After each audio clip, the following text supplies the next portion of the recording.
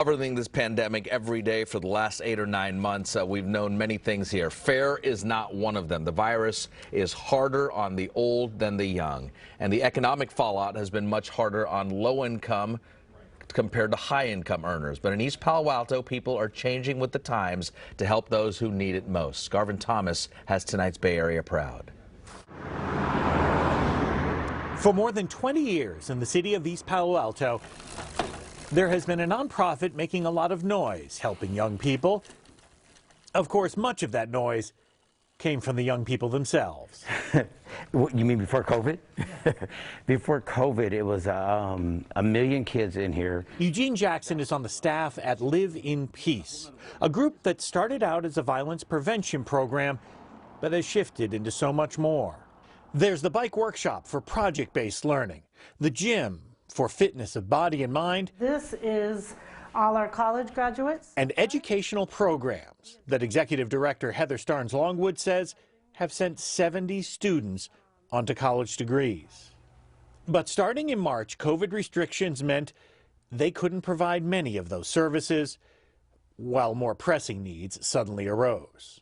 And it was immediate. The county shut down March 16th. People had already lost their jobs. I mean, that day, you know, kids were like, oh yeah, my mom's not working. I've been familiar with this community for a long time. Howard Cushlan is a Democratic political consultant who has long volunteered for Live in Peace. He says the nonprofit knew it needed to pivot, but how? They turned to their clients for the answer. They said, what do you need? What scares you? What are we going to need most? And the answer was resounding: rent relief. So Live in Peace did something it had never traditionally done before. Went out raising money to help pay people's rents.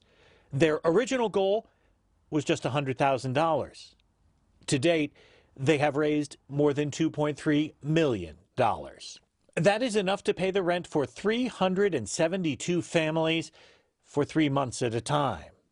The total, more than double Live in Peace's annual budget. They also created learning pods for students, like Gunn High School junior Caitlin Mendoza, who needed a place for remote learning. Well, at home I'm a family of 7, so it's really hard to focus at home when I have little siblings doing like their Zoom classes too.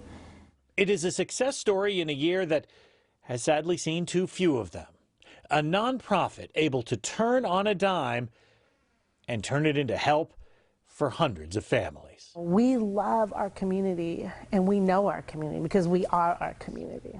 Garvin Thomas, NBC Bay Area News.